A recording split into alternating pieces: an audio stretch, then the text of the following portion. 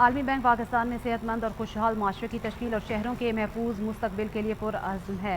آگے بڑھے اور آپ کو بتاتے چلیں کہ اس فتنے قرض کی قسط دیتے ہی آئی ایم ایف نے پاکستانی عوام پر بجلیاں گرا دی۔ نئے قرض کے لیے نئی شرائط نامے کی فہرست تھما دی۔ صاف کہہ دیا اب قرض لینا ہے تو کھاد، زرعی ادویہ، شوگر اور سرجری آئٹمز پر ٹیکس لگانا پڑے گا۔ حکومت نے بھی سر تسلیم خم کر لیا۔ مزید کیا ہے جانتے ہیں اس رپورٹ میں۔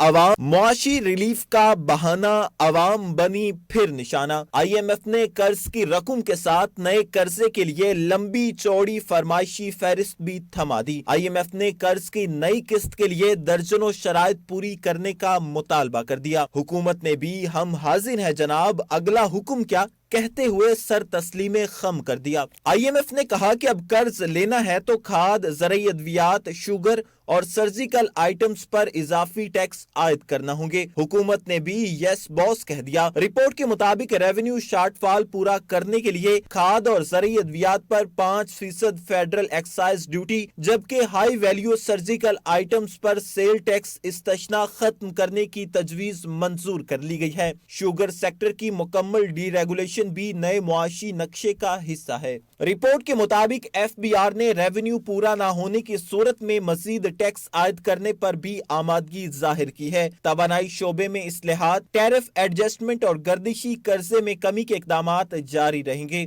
بجلی کا گردشی قرضہ گزشتہ سال میں کم ہو کر 1614 ارب روپے رہ گیا۔ رپورٹ کے مطابق پی ایس ڈی پی میں 2500 ارب روپے کے منصوبے کو ترجیحی بنیادوں پر مکمل کیا جائے گا۔ نئے منصوبوں پر محض 10% بجٹ خرچ ہوگا۔ موسمیاتی تبدیلی کے منصوبے، سرکاری خریداری میں شفافیت اور ای پیڈز کے استعمال کو لازمی قرار دیا گیا ہے۔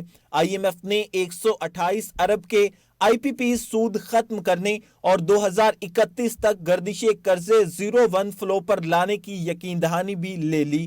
اب بھگتیں گے عوام۔